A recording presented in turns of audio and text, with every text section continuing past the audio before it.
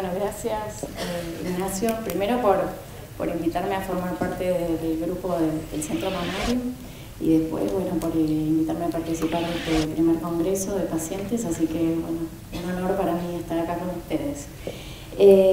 Sí, el tema de los estudios genéticos, todo un tema a raíz de lo mediático, ¿no? De todo lo que pasó en este último tiempo. Entonces, yo les voy a contar un poquito, primero que nada, quiero que quede claro que los estudios genéticos son no para todo el mundo, o sea, tienen que estar precisamente indicados. Uno tiene que hablar con su médico de cabecera y si el paciente cumple con ciertos criterios va a ser derivado a la consulta genética. Entonces siempre vamos a respetar esos criterios para indicar el estudio genético.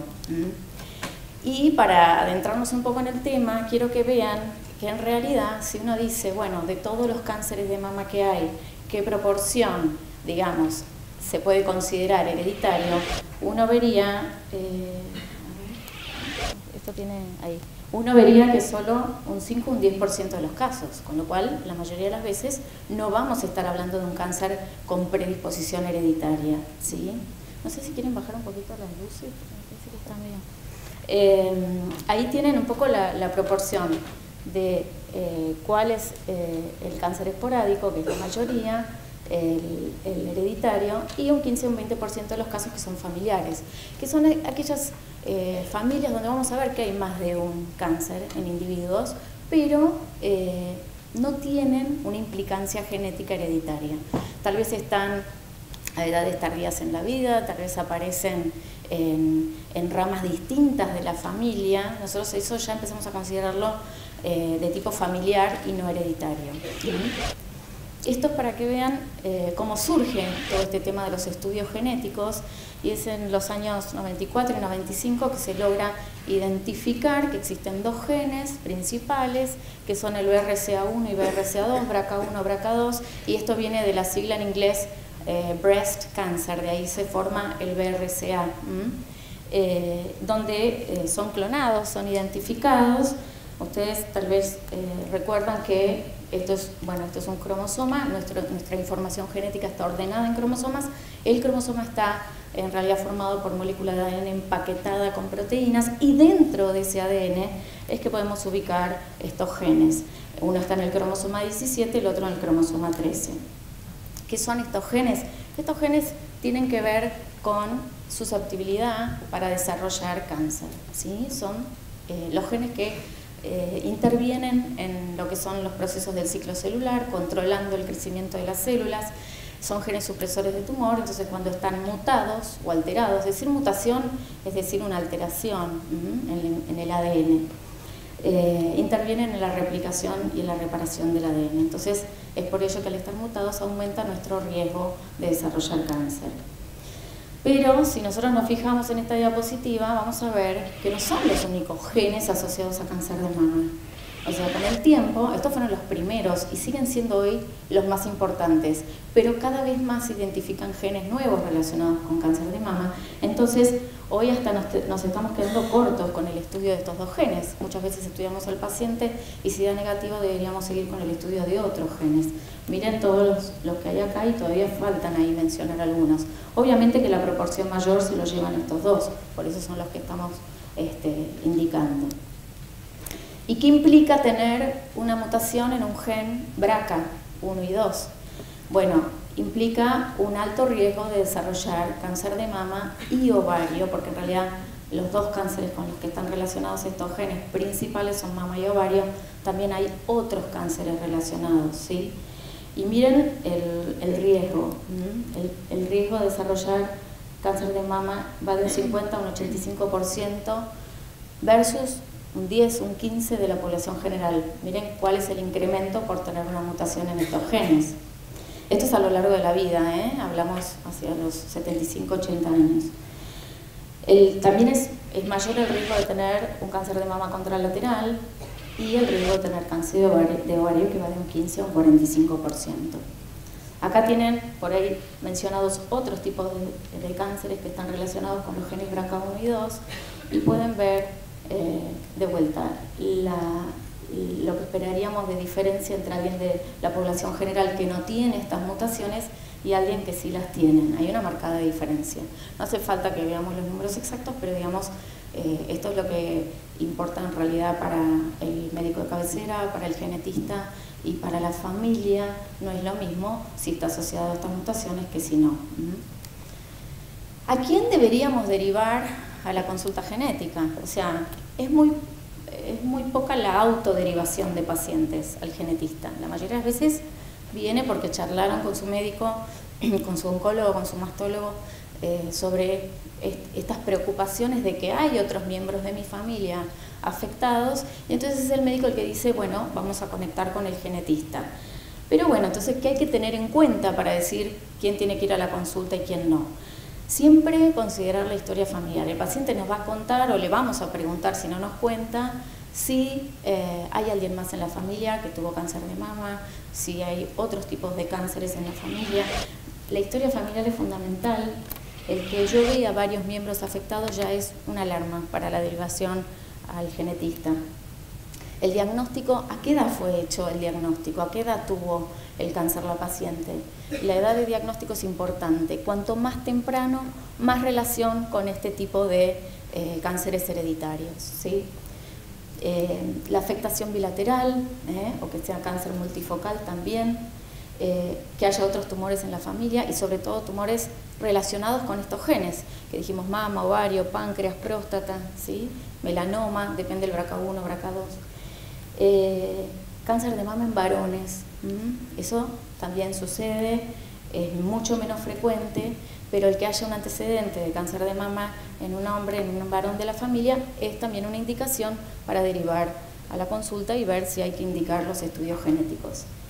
El tema de la etnia, yo siempre pregunto cuando hago el árbol genealógico, ahora vamos a ver un poquito de eso, la ascendencia, si hay ascendencia judía o si es gente que proviene de Países Bajos o de Islandia, hay como frecuencia de ciertas mutaciones en estas ascendencias y entonces uno tendría que ir a investigar puntualmente esto. O que venga, muchas veces me puede pasar ya que un paciente viene porque hay alguien en la familia que fue estudiado, que se encontró la mutación y entonces quiere saber si se lo tiene que hacer. Ahí también habla con el genetista sobre esto. Entonces hay recomendaciones, la historia familiar, siempre tener en cuenta que los estudios tienen que ser correctamente interpretados. Yo no me puedo pedir un estudio genético que tiene una implicancia enorme para el individuo y la familia sin tener a alguien que me asesore sobre los resultados. No es como hacerse un hemograma, una glucemia, ir a buscarlo y me fui. ¿Está? Entonces siempre tener con quién voy a tener esta devolución sobre la prueba que voy a hacer. Me sirve para el diagnóstico, me sirve para el manejo, ¿sí? Mío, de mi tratamiento, de mi futuro. Y siempre está recomendado, obviamente que hay lugares donde no hay genetista, lo sabemos, es una problemática de todo el país y de otros países también, pero lo ideal sería contar con una consulta previa y posterior con el genetista cuando realizamos estas pruebas. En el asesoramiento, que es lo que yo hago, digamos, yo soy genetista clínica, no estoy en el laboratorio. Yo tengo la consulta con el paciente y en esa consulta mi práctica es el asesoramiento genético y es sentarme, hablar con el paciente, comentarle todas las implicancias de la enfermedad, lo que significa a nivel médico, lo que puede significar a nivel familiar y social, ¿está? O sea que es una charla, porque hay mucha gente que no sabe qué es ir al genetista y como que vienen con miedo y yo le digo, vamos a charlar, simplemente es una charla y vamos a ver de qué es necesario, qué dudas tienen, qué quieren preguntar. Y ahí lo vemos. Entonces vamos a informar sobre la naturaleza de la enfermedad, qué riesgos hay para aparición en el caso de que sea una persona que no tuvo cáncer, sino que viene porque hay antecedentes, o de recidiva si lo tuvo, qué estudios diagnósticos le puedo solicitar, qué opciones tengo después, todo eso se tiene que charlar. Por eso las consultas genéticas no son rápidas, no son de 15 minutos. Siempre nos ayudamos en la consulta con el árbol genealógico. Ustedes van a ver que yo enseguida me siento, agarro una hojita y empiezo a ver, díganme cuántos hijos tienen, edades, hermanos, varones, mujeres, edades, todo eso. Los médicos todos lo hacemos, lo que pasa es que los genetistas vamos un poquito más allá, lo hacemos como más completo, preguntando más detalle. Son herramientas básicas en nuestra práctica. Hay limitaciones si yo solo me guiara por el árbol genealógico. ¿Cuáles son? Si yo tengo una familia muy chica, si por ejemplo esa persona, que sucede muchas veces, me dice que es adoptada, yo no tengo antecedentes biológicos de esa persona. Entonces a veces estoy frenada en cuanto a información familiar. O que hubiera, qué sé yo, personas que han fallecido temprano en la vida por accidentes, y entonces yo no sé si hubieran desarrollado cáncer o no a lo largo de su vida. Hay un montón de cosas a considerar cuando uno va a hacer el árbol genealógico. Pero por lo menos tendríamos que tener 3 generaciones. Yo cuando hago el árbol hablo de la persona que viene, sus hijos, sus hermanos, sus padres. Por lo menos 3 generaciones sería lo indicado. Ver todo, los sanos, los afectados. No voy a marcar solamente los que, porque lo que hace la gente muchas veces es decirme, bueno, tal tuvo cáncer y nada más. Le digo, bueno, ¿más hermanos hay? Sí. Bueno, sanos, varones, mujeres, todos. Sanos, afectados, fallecidos, la ascendencia, hasta los abuelos, preguntar de dónde vienen, dónde nacieron, si son familiares entre sí, todo eso interesa. Motivos de fallecimiento. Me pasa muchísimo que antes no se sabía el diagnóstico. Es muy común que uno no tenga exacto el dato de qué falleció mi abuelo. Y la verdad que sí, por ahí no tenemos esos datos. Si los tenemos y los podemos conseguir, mejor. Si podemos averiguar antes de venir a la consulta, mejor. Pero bueno, todo lo vamos viendo en el momento, ¿sí? Siempre si hay otras patologías asociadas. Miren 2 árboles que podrían ser como una orientación cuando yo hago la consulta, ¿no? El primer árbol que habla además de un cáncer de tipo esporádico, que por ahí ese que está más coloradito está en una rama y este otro paciente con cáncer está en la otra rama, y por ahí son 2 individuos no relacionados. Yo empezaría a pensar que eso se trata más de un cáncer esporádico. En cambio, este árbol, donde tengo varias generaciones afectadas, ¿sí? Todas de la misma rama, ahí empiezo a pensar en una implicancia hereditaria. Entonces nos vamos a sentar a charlar desde el vamos, con todo este asesoramiento de qué se trata el estudio. Vamos a valorar el riesgo de nuestro paciente, el que está hablando con nosotros, y vamos a pensar si es un riesgo elevado de tener alguna de estas mutaciones o no. Si fuera así, lo vamos a pedir, lo vamos a indicar al estudio genético y vamos a tener la consulta posterior, sí o sí. Si no van con el doctor McLean, el doctor McLean de vuelta los deriva a genética. Entonces, si yo veo que de la consulta surge, porque me ha pasado que vienen pacientes autoderivadas o derivadas sin saber bien de qué se trata, y yo veo el árbol y digo, no, mirá, no, vos no tenés indicación de un estudio genético por esto, esto y esto. Entonces podría ser un riesgo bajo que no requiere indicación de estudio genético. Pero si es elevado, sí, ya los vamos a indicar. ¿Y quién tiene que estudiarse? Otro tema. Siempre viene alguien que dice, mi mamá tuvo, está tratada, ya está curada y yo me quiero hacer el estudio. Lo ideal es estudiar al afectado, al que tuvo el cáncer. Siempre primero, salvo que no esté con nosotros. Si no, o que no quiera estudiarse, puede pasar eso. Si la persona no se quiere estudiar, o si está, o vive en otro país, también me pasa eso, que vive en otro país. Bueno, pero si no, lo indicado, lo correcto, lo ideal, y también para las coberturas, es que se estudie el afectado, ¿sí? Bueno, obviamente que voy a analizar quiénes son los familiares en riesgo, y bueno, y siempre que estén disponibles, lo que decía recién. También, los estudios genéticos de este tipo requieren que el paciente firme un consentimiento. No son estudios así, que podemos indicar y hacer libremente. Por ende, el paciente tiene que ser consciente de lo que se va a hacer, tiene que saber qué implica, qué información me va a brindar, cuánto de esto puede repercutir en mi familia, y por eso el consentimiento, es decir, estoy en pleno conocimiento de lo que me voy a hacer, entiendo qué significa y de ahí en más, digamos, asiente o consciente a hacer el estudio. Laboratorios que trabajan correctamente deben solicitar el consentimiento al paciente. ¿Qué es lo que se hace? ¿Dónde se hace? Me preguntan. Se saca una muestra de sangre periférica, como se sacan para cualquier muestra de laboratorio, y ahí se hace extracción, aislamiento de ADN. Sobre eso se hacen los estudios génicos.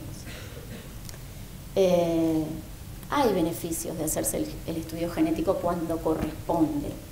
Obviamente que es el paciente, en última instancia, no solo el médico que indica, sino el paciente, como dije antes, que voluntariamente quiere hacérselo. Pero muchas veces está este temor de los riesgos de mis hijos, de mis hermanos. Entonces, muchas veces el no saber es más difícil de manejar que el tener información concreta. Yo creo que eso es algo valioso. Mejorar el manejo clínico del paciente. A sus médicos de cabecera les sirve saber si estamos hablando de una mutación en la familia o no. Muchas veces y cada vez más implica optar por tratamientos diferentes en el momento en que se diagnostica el cáncer. Podemos aparte, cuando estudiamos a pacientes de la familia que no tienen la mutación, decirles: ustedes pueden alivianar sus controles, se van a controlar, pero no tan intensivamente como el que tiene la mutación. Bueno, todo esto tiene que ver con un montón de cosas familiares. Los estudios son de distinto tipo. Después, por ejemplo, me ha pasado muchas veces que los médicos mandan para hacer un tipo de estudio, que es el de las mutaciones fundadoras o frecuentes, que esto lo hacemos solamente cuando hay ascendencia judía ashkenazí. En realidad me los derivan los pacientes, yo les explico que si no hay ascendencia, no se puede hacer ese estudio, no me sirve para esa paciente. Entonces lo aclaro en la consulta y le digo que lo apropiado es que sin ascendencia judía hay que hacerse el análisis de secuenciación, que es mucho más costoso, es mucho más engorroso, lleva más tiempo, pero el otro no me serviría de nada, ¿está? Y esto hay que saberlo. Y muchas veces, cuando depende el informe y cómo se informa, hay que completar con una segunda técnica de estudio, que en realidad debería hacerse de una sola vez, pero depende de los laboratorios, a veces se hacen en 2 tiempos, que es ese análisis de lesiones y duplicaciones. Bueno, ahí están las mutaciones que se buscan cuando hay ascendencia, lo que les dije antes. Entonces, ¿qué implica tener, un resultado después del estudio positivo, negativo o incierto? Esto también lo hablo con el paciente antes. Pues yo no puedo venir y que el paciente me traiga el resultado y me diga: pero nunca me dijo que el resultado podía ser incierto. ¿Qué quiere decir eso? Es muy común que en estos genes y en estas secuencias encontremos variaciones que podemos no saber qué significan. Eso significa incierto. O sea, si yo encuentro una mutación asociada a enfermedad, voy a decir que el resultado positivo tiene una mutación. Si digo no tiene una mutación asociada a enfermedad, digo negativo. Pero si me aparece una variante incierta, significa que por el momento no hay evidencia de que esta variación en el ADN me cause enfermedad, pero tampoco la descarto. La dejo en una base de datos y se va a ir viendo con el tiempo si eso tiene que ser reclasificado o dejo tranquila a la paciente. Y yo esto también lo hablo antes y después. Entonces, el positivo es, bueno, tengo la mutación, tengo alto riesgo, vamos a hablar de eso. Estas mutaciones se heredan, tienen un riesgo de transmisión autosómico dominante. Para genética, digamos, para los genetistas, que algo se pueda transmitir con una herencia dominante quiere decir que lo puedo pasar con un 50% de riesgo a mi descendencia, así como me lo pueden haber pasado con ese riesgo mis padres. Son mutaciones que se heredan. Pero una de las cosas que hay que saber es que aunque, por ejemplo, en este caso está marcado la B grande, digamos mayúscula, es la que está asociada a BRCA, y ven que la pasó a 2 de sus descendientes de 4, acá estaría representando un 50%, ¿sí? Ahora, voy a tener genealogías o familias donde, aunque haya transmitido la mutación, esa persona puede nunca en su vida manifestar el cáncer. O sea que no son mutaciones que siempre al tenerlas tengo enfermedad. Por eso son genes de predisposición o de riesgo aumentado para cáncer y no de diagnóstico. ¿Y por qué pasa eso? Porque nosotros necesitamos en realidad no solo la mutación heredada, sino una segunda mutación que se va dando en el tiempo, en el cuerpo, en la vida, para que aparezca la enfermedad. Con lo cual no siempre que tenga la mutación voy a desarrollar el cáncer. Eso es importante aclararlo también con los familiares que están sanos y que se les encuentra la mutación. Otra de las cosas que me preguntan los pacientes cuando yo encuentro la mutación y me dicen, bueno, ¿le puedo hacer a mis hijos? Ya, 10 años, 8 años. No puedo hacer nada a esa edad, no tengo nada que prevenir ni ninguna profilaxis. Son estudios que no están indicados en la infancia, en menores de edad, porque no puedo hacer ningún tipo de tratamiento ni profilaxis previa a la vida adulta. Entonces vamos a decirles a los papás que cuando ellos tengan mayoría de edad van a decidir querer hacerse el estudio o no, ¿está? O sea que ellos van a consentir en ese momento. Y un resultado negativo, esto es una de las cosas más valiosas.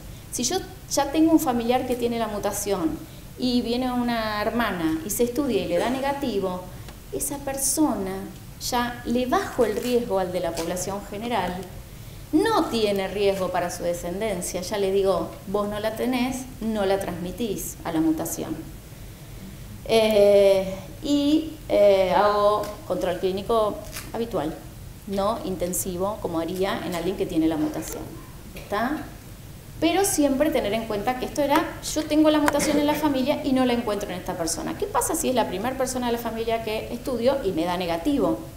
En realidad yo no puedo relajar los controles tampoco, porque yo no sé si el cáncer en esta familia no está asociado a otros genes que no he investigado aún. BRCA1 y 2 son los que tenemos hoy más a mano, pero ya ahora hay paneles de genes y cada vez más que se estudian en el exterior y en breve en Buenos Aires, que van a abarcar un montón más que ahora les voy a mostrar. Así que siempre pensar que podemos tener limitación de la técnica, que puede ser que no sean los genes que estén implicados en esta familia. No se termina ahí el tema de los controles. Esto es para que vean cómo el cáncer de mama puede estar dado por todos estos genes. Miren todos los que son como 12 distintos. Entonces, ¿qué es lo que se está desarrollando ahora? Paneles de genes para cáncer de mama y cánceres hereditarios en general. Ahora ya hay paneles que vieron que hay muchas familias donde aparte de mama, ovario, tengo colon, tengo endometrio, tengo distintos tipos de cánceres. Y bueno, en esas familias tal vez estaría más indicado hacer un panel de genes hereditarios que un solo cáncer, por ejemplo, como el de mama. Por eso todo esto es importante charlarlo en la consulta. Bueno, para terminar, ¿estoy bien en tiempo o me apuro más? Siempre yo creo que son importantes en cuanto a que pueden identificar personas con alto riesgo. No son un test de screening, nos olvidamos de que esto es para todo el mundo y en cualquier momento y apenas hago el diagnóstico voy a genética y me hago el estudio. No, son con indicación precisa. Y tiene la importancia de que los que no son portadores de una mutación pueden disminuir su ansiedad y la necesidad de vigilancia intensiva.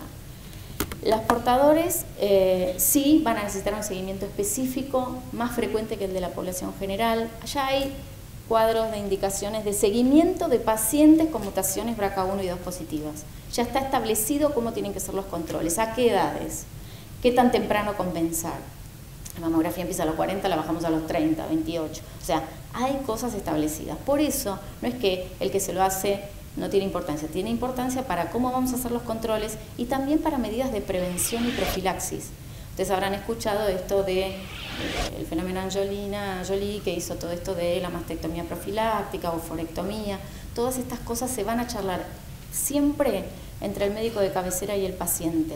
Es una decisión conjunta y siempre siguiendo criterios de indicación médica general. Y también ya se está hablando de lo que es quimioprevención para estos tipos de pacientes que tienen mutaciones positivas.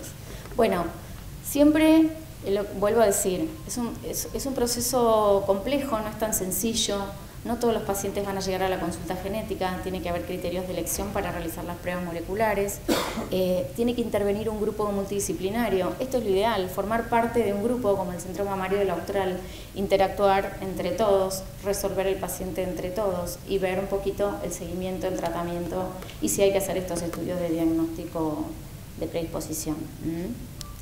Bueno, nada, hasta acá llegamos.